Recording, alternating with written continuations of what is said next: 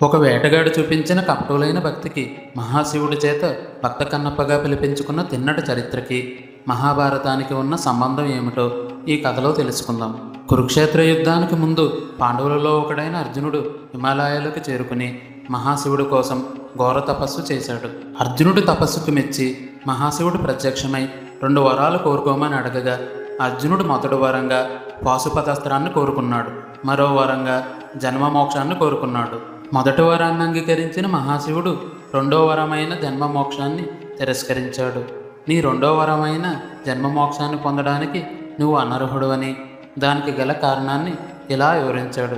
ఈ జన్మలో నీవు నీ సోదరు సమానులైన కౌరవులను చంపాలనుకుంటున్నావని, అందుకే నీకు ఈ వరాన్ని కలియుగంలో మరొక జన్మలో ప్రసాదిస్తున్నానని చెప్పాడు. అలా అర్జునుడు కలియుగంలో తిన్నడుగా జన్మించాడు.